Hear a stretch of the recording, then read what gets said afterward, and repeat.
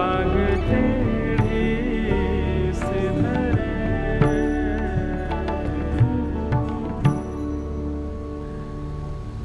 तो भैया ये दे दियो।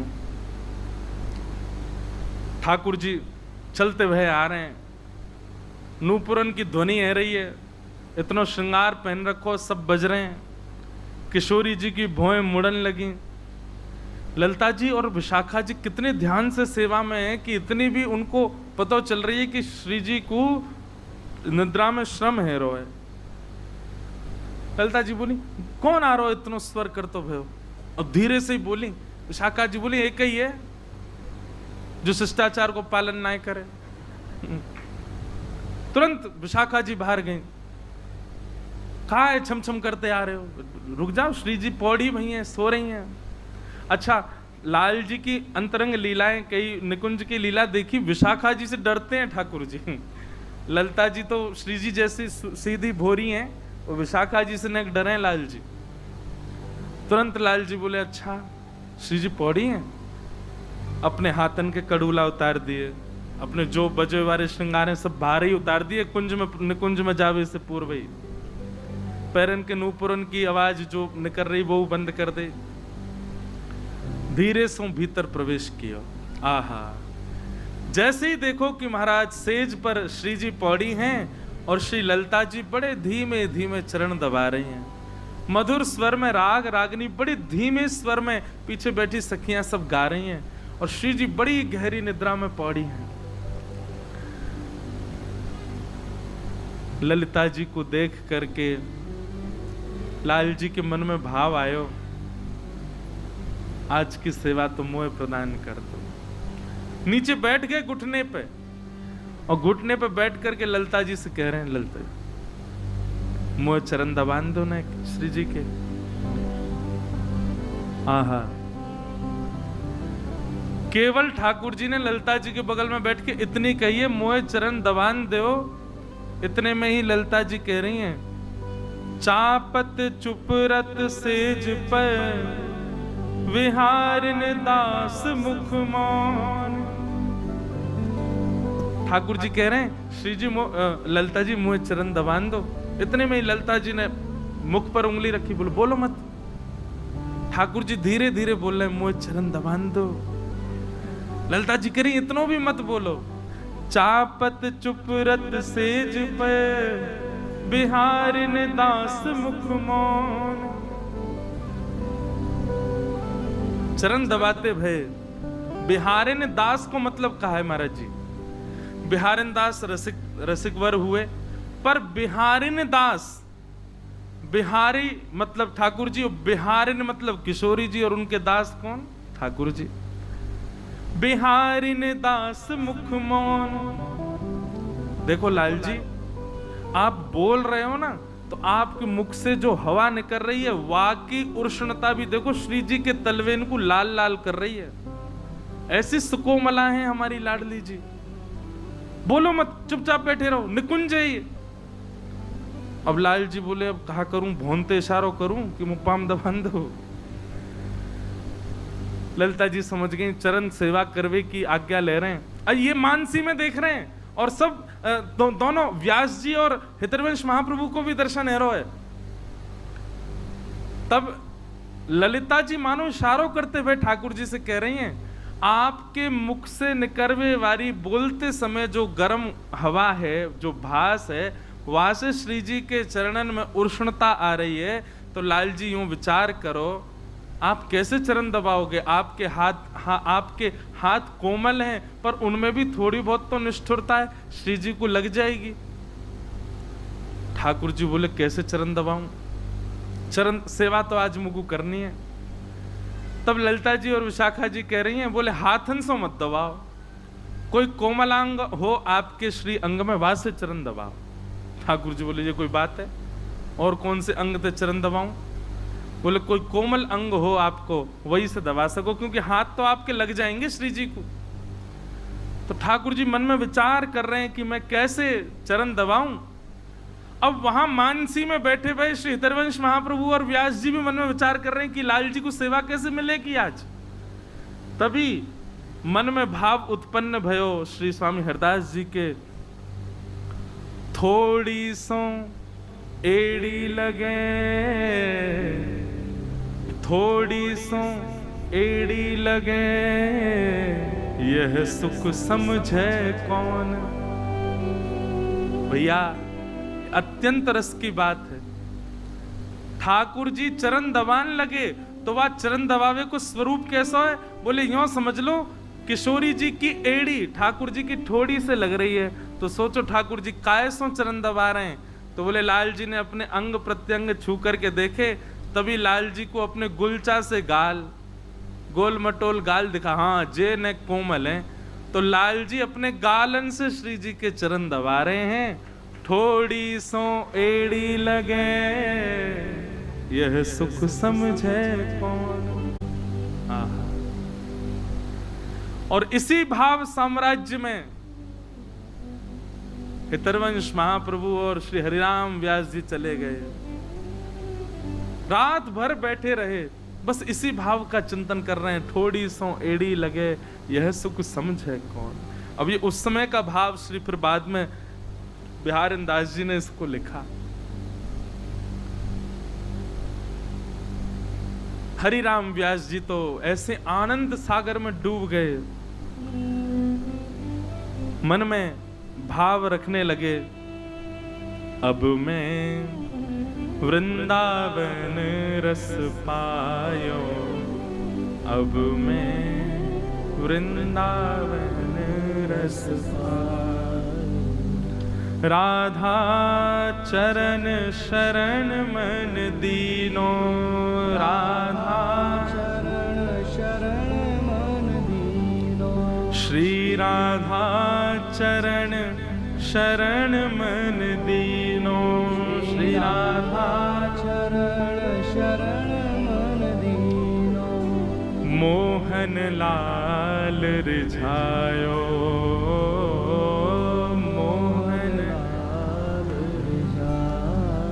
अब मैं वृंदावन रस पायो, अब मैं वृंदावन रस पायो। सूतो है तो विषय मंदिर में, सूतो है तो विषय मंदिर में, सूतो है तो विषय मंदिर में, सूतो है तो विषय मंदिर में। हित गुरु टेरि जगायो, हित गुरु टेरि जगायो। अब मैं वृंदावन रस पायो, अब मैं वृंदावन रस पायो। कोई ने जाके पूछी क्यों, अब कहाँ मिल गए हो तुमको वृंदावन में, जो अब तक नहीं मिलो, अब कैसे कहाँ मिल गए हो व्यास जी।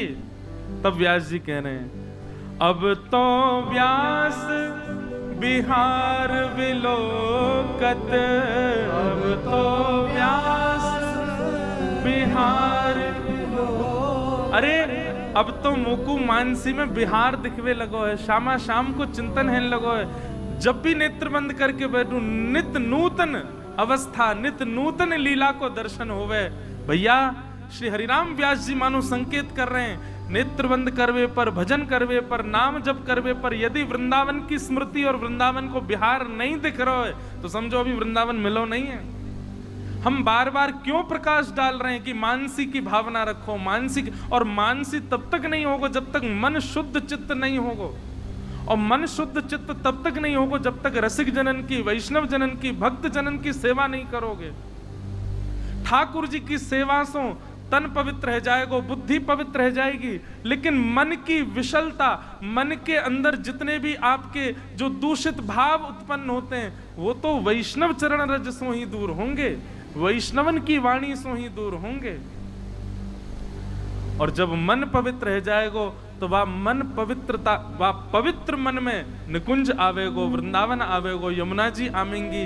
और जब निकुंज वृंदावन यमुना जी आएंगी तो निश्चित है रास प्रकट होगो, विहार को दर्शन होगो।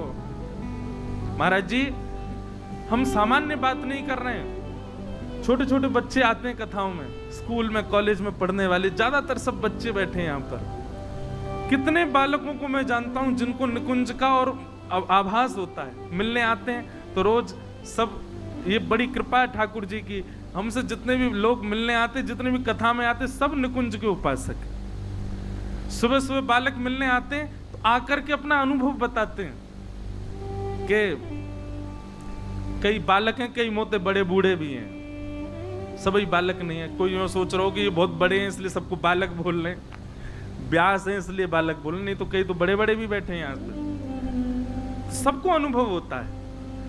किसी को ऐसा अनुभव हुआ कि श्री राधा रमन लाल जी ने आज ऐसी पोशाक धारण करी, मन में भाव आया वैसे ठाकुर जी ने पहन लियो। किसी के मन में कोई भावना, किसी के मन में कोई भावना। एक बालिका आई, एक लाली आई, उसने अपने मन की भावना बताई। इतना सुंदर भाव, क्या भाव कि एक दिन ठाकुर जी पूर्णिमा पे ही क्यों मिलते हैं? जब भी देखो रास कब हुआ, पूर्णिमा पे। रास कब हुआ, शरद पूर्णिमा पे। रास कब हुआ, पूर्णिमा। और जब भी कोई चर्चा होगी, रस चर्चा, तो उसमें किशोरी जी का मुख कैसा? बोले पूर्णिमा के चंद्रमा जैसा। बोले महाराज जी अमावस्या के साथ इतना बुरा क्यों हो रहा है?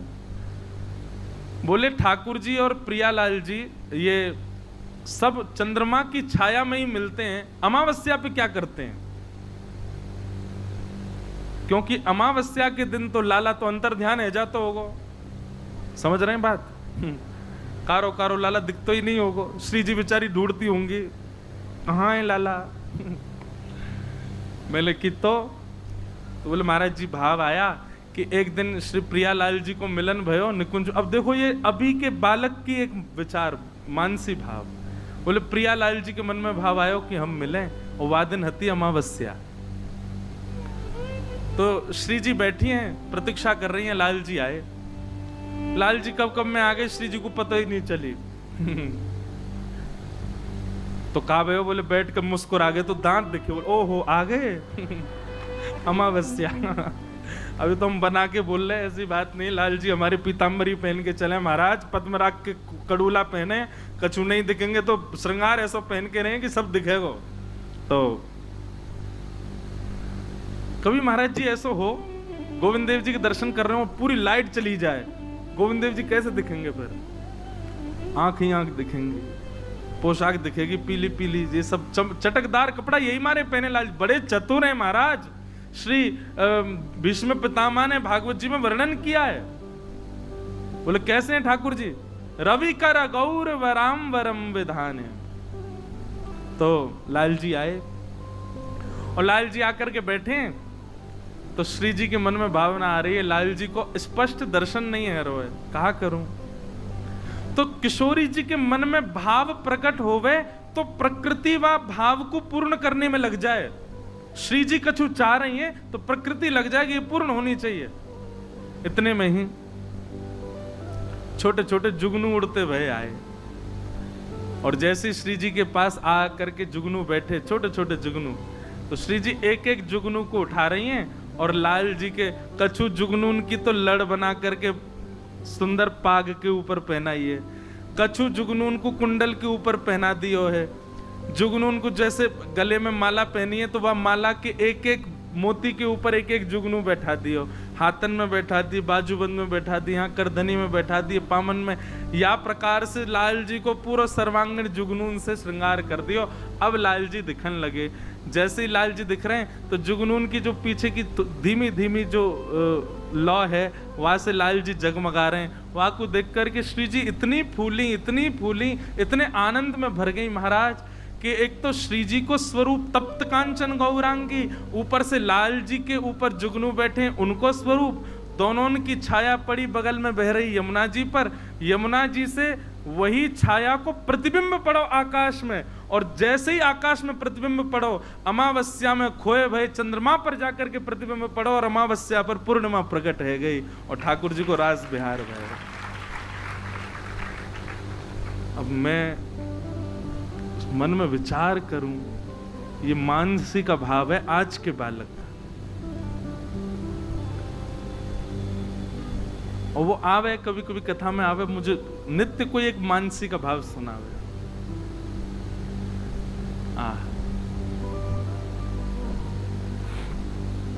तो भैया मानसी में यदि वृंदावन और ब्रज लीला चिंतन में नहीं आ रही है, अभी वृंदावन मिला नहीं है। हरिराम व्यास जी कह रहे हैं, अब मैं वृंदावन रस पायो, अब मैं वृंदावन रस पायो। कब मानो कि तुमको वृंदावन रस मिला? तब कहते हैं, अब तो व्यास बिहार विलोकत, अब तो व्यास बिहार विलोकत, सुख नारद मुनि गायो, सुख नारद मुनि गायो। अब मैं वृंदावन रस पायो, अब मैं वृंदावन रस पायो, अब मैं वृंदावन रस पायो, अब मैं वृंदावन रस पायो। ऐसे श्री हरिराम व्यास जी अब अत्यंत आनंद में रहने लगे। एक दिन की लीला, कोई वैष्णव आए और दर्शन करने जुगल किशोर जी के, और वाने श्री जुगल किशोर जी को वंशी भेंट करी। तो महाराज जी एक बहुत सुंदर भाव यहाँ से ये मतलब, कई लोग आमे वंशी लेके ठाकुर जी के लिए। अब हमारे लाल जी छोटे हैं, कोई को पता नहीं रहे, टीवी में देखे तो बड़े दिख रहे, तो बड़ी बड़ी वंशी ले आए। कोई छोटी ले आवे, कोई बड़ी ले आवे, कोई मोटी ले आवे, कोई पतरी। अब सबकी वंशी ठाकुर जी धारण नहीं कर पाते। लाल जी को जितना अवकाश है उतनी वंशी ले में, लेकिन हरिराम व्यास जी की एक कथा से एक बात सिद्ध हो रही है, कैसी भी वंशी आवे लाल जी के पास पधराओ जरूर। क्यों? तो एक वैष्णव ने श्री जुगल किशोर जी को वंशी पधराई, सन्मुख भेंट में दी। हरिराम व्यास जी ने पर्दा करके और वो वंशी उठा करके जुगल किशोर जी की भुजा में धारण कर, तो जुगल किशोर जी के जो हस्त कमल के बीच में अवकाश था वो छोटा था थोड़ा, और वंशी वहां में भीतर जावे नहीं। हरिराम व्यास जी बोले, नेक इतनी सी नेक और पतरी होती बंसी तो सोई भीतर चली जाती। लेकिन उन्होंने मन में विचार किया, नेक ही तो अंतर है, नेक जोर लगा के देखूं, नेक जोर लगाऊं बंसी आई जाएगी। ठाकुर जी की सेवा में बंधुओं एक बात का बहुत विशेष ध्यान रखा करो, नवाते समय, अभिषेक करते समय, श्रृंगार करते समय। महाराज जी पुष्टि मार्ग में तो ऐसा भाव भी है कि अंगूठा को प्रयोग मत करो ठाकुर जी को। ये अंगूठा अगर हम ऐसे करके लाल जी को करें तो ठाकुर जी को श्रम होता है। उठावे बैठावे के काजे भले ही ऐसे हाथ कर लो, लेकिन ठाकुर जी की सेवा उंगलीनते ही करो, क्योंकि बल लगता है अंगूठे में, ठाकुर जी को श्रम हो जाएगा। इसलिए बात करें तो भाई आपकी इच्छा, आपके लाल जी को स्वरूप कैसो वाक्य अनुसार, लेकिन ठाकुर जी के श्री अंग पर ज्यादा जोर नहीं लगना चाहिए। कई लोग ठाकुर जी को मुकुट उकुट नहीं आता तो ऊपर से यूं दबा में, ठाकुर जी कहते लग गई, बेचारे कहा करे। लेकिन हरिराम व्यास जी की एक लीला सुनो। आहा, हरिराम व्यास जी ने जोर लगाया कि बंसी भीतर जाए। जैसे ही महाराज जी जोर लगाया, श्री जुगल किशोर जी के यहां से रक्त निकलने लगा।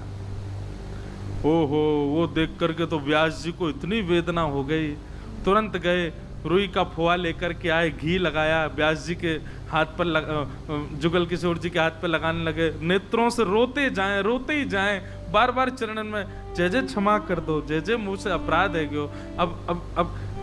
अब देखो, व्यास जी से सीखो। जैसे ही बोध हुआ चित्त में कि मैंने अपराध किया है, तो प्रायश्चित्त के लिए एक स्वयं को दंड भी दिया। क्या दंड दिया? कि अब मैं नित्य सवेरे श्रृंगार करके जुगल किशोर जी को सजा करके बालकों से कहूंगा कि सेवा करो, और मैं वृंदावन की साय सूर्य अस्त तक परिक्रमा ही लगाता रहूंगा, वृंदावन की परिक्रमा लगाऊंगा। ये मेरे को दंड अपने आप को दिया उन्होंने। मैंने जुगल किशोर जी को श्रमित कराया। सुबह भोर में मंगला आदि करके श्रृंगार करके और श्री हरिराम व्यास जी निकल जाते और पूरे दिन वृंदावन की परिक्रमा लगाते, कुछ अन्न जल कुछ ग्रहण नहीं करते। और सूर्य अस्त जब तक नहीं हो जाता तब तक वृंदावन की परिक्रमा ही करते रहते और रोते रहते, क्षमा मांगते रहते, ठाकुर जी से मैंने अपराध कर दिया, मैंने लाल जी के लगा दे। एक ही दिन हुआ था दंड का पालन करते हुए, बहुत ध्यान से सुनो, केवल एक ही दिन हुआ था दंड का पालन करते हुए। अगले दिन व्यास जी ने श्रृंगार किया। अब वंशी जो नई वाली थी उसको तो दूर ही रखते थे, बोले ये तो लाल जी के पास ही मत लाना, इससे श्रम हो गया था। श्रृंगार करके पुत्र से बोले अब तुम सेवा करो, मैं जा रहा हूं परिक्रमा निकल। दूसरे दिन जैसे ही सेवा में आप परिक्रमा के लिए गए, शाम को लौट करके आए, जुगल किशोर जी का दर्शन किया तो श्री जुगल किशोर जी ने वो बड़ी वाली बंसी वो हाथ में धारण कर रखी और मुख पे धारण करके खड़े। आपने जैसी बंशी देखी बोले ये तो बड़ी बंशी है, ये तो वही बंशी है जो, कहीं ऐसा तो नहीं पुत्र ने जबरदस्ती श्रम करके लगा और ज्यादा दंड लग जाएगा। मुख भीतर गए, पर्दा करके जुगल किशोर जी की वो, अब जैसी बंशी निकाली वो बड़ी सहज से बाहर आ गई, बड़ी सहज से हाथ में चली गई। बोले वादना मैंने धराई तब तो ये भीतर ही नहीं जा रही, अब तो बड़ी सहजता से ठाकुर जी धारण कर रहे हैं। इतने में श्री जुगल किशोर जी बोलन लगे। अब बोलते भाई बोले अब बंसी तो छोटी बड़ी है ना सके, मैं तो मोटो और पतलो है सकूं, या हमारे मैंने पतलो है गो और या बंसी को धारण कर लियो। हे व्यास जी अब तुम अपने आप को दंडित मत करो, मैंने बंसी धारण कर ली है। और आज भी श्री जुगल किशोर जी वही बंसी धारण करते हैं।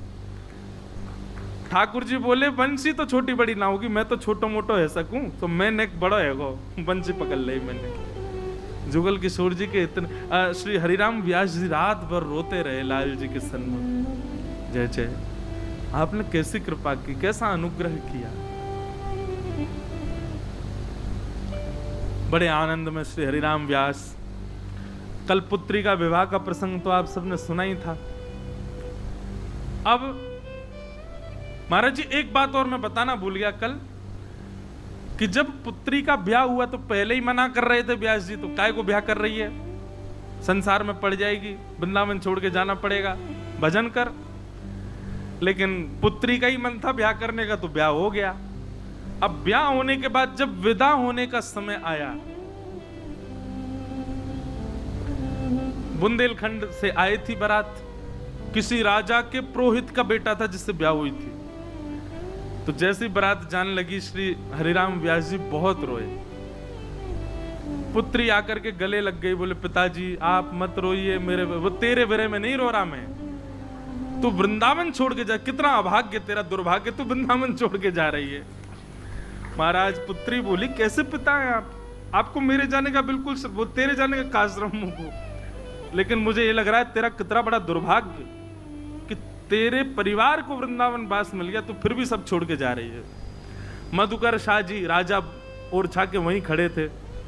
आपने जब ये बात सुनी तो आपने आकर के कहा, दोनों के पिता को बुलाया, लड़का के पिता को और हरिराम व्यास जी को, और कहा कि देखिए हमारी एक इच्छा है। क्या?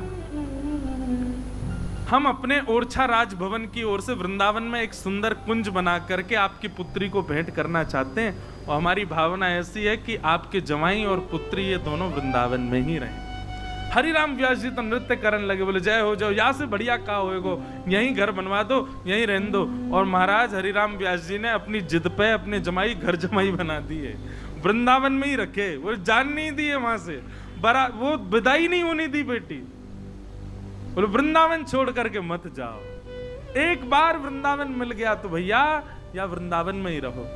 कल वो पद में स्मरण कर रहा था, जिस पद की कृपा से हमको वृंदावन रसामृत पद मिला, श्री हरिराम व्यास जी गा रहे हैं, आज उसको गाओ। वृंदावन की शोभा निरखत, वृंदावन की शोभा निरखत, मेरे नैन से रात, वृंदावन प्यारो वृंदावन, वृंदावन प्यारो वृंदावन, श्री वृंदावन मेरो वृंदावन, वृंदावन मेरो वृंदावन, वृंदावन की शोभा निरखत, वृंदावन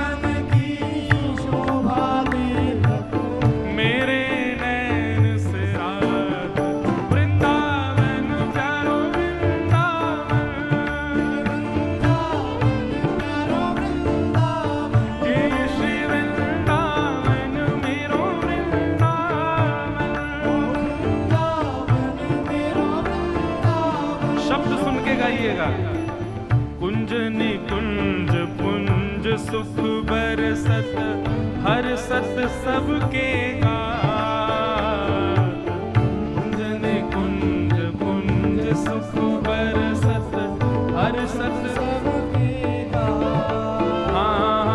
हर सत सबके गात तारे। हर सत सबके गात। ओ वृंदावन की शोभा निरखत, वृंदावन की शोभा निरखत। प्यारे वृंदावन की शोभा निरखत, वृंदावन की शोभा निरखत।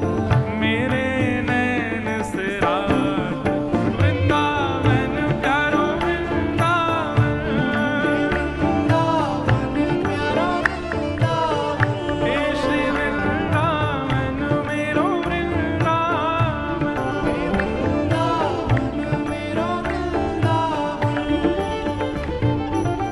राधा मोहन निज मंदिर महाप्रलय नहीं हो।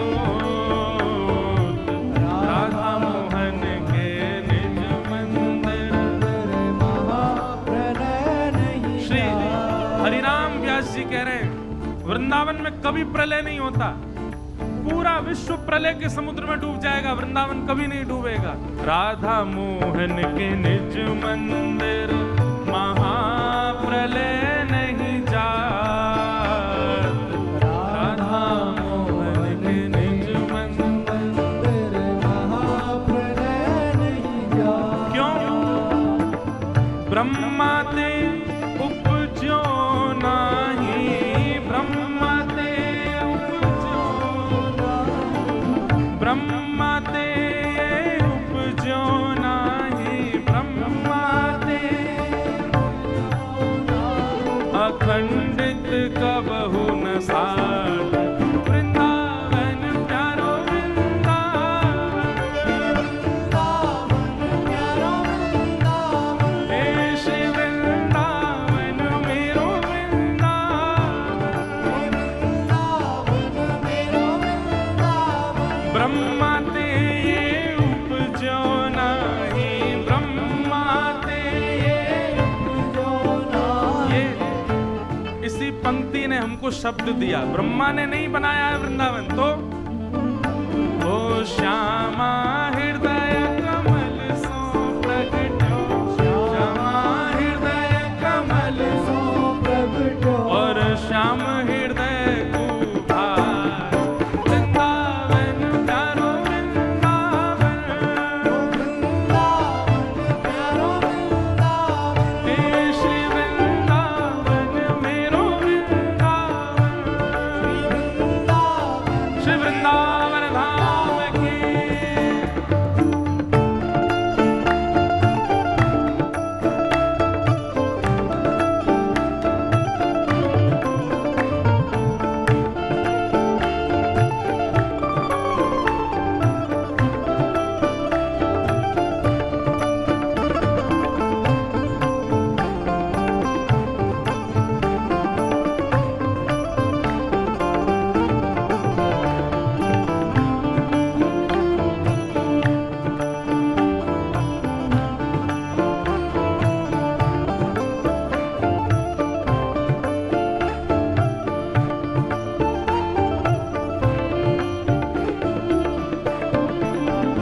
हे फन पर रवि तर नहीं विराट, फन पर रवि तर नहीं विराट, फन पर रवि तर नहीं। विराट हे महा नहीं संध्या नाही प्रात, महा नहीं संध्या नाही प्रात। हे माया काल रहत नित नूतन, माया काल रहत नित नूतन। हे माया काल रहत नित नूतन। माया काल रहत नित नूतन। हाँ सदा फूल फल पात। वृंदावन प्यारो वृंदावन, वृंदावन प्यारा वृंदावन। हे श्री वृंदावन मेरो वृंदावन। वृंदावन की शोभा देखत वृंदावन की शोभा देखत वृंदावन की शोभा निरखत वृंदावन की शोभा देखत ओ मेरे नैन सिरात वृंदावन प्यारो वृंदावन प्यारो वृंदावन हे श्री वृंदावन मेरो वृंदावन हे वृंदावन मेरो वृंदावन ओहो निर्गुण सगुण ब्रह्म ते न्यारो विहरत सदा सुभात निर्गुण सगुण ब्रह्म ते न्यारो विहरत सदा सुहास हाँ विहरत सदा सुभात विहरत सदा सुहास हे व्यास विलास रास अद्भुत गति व्यास विलास रास अद्भुत गति व्यास विलास रास अद्भुत गति व्यास विलास रास अद्भुत हाँ निगम अगोचर बा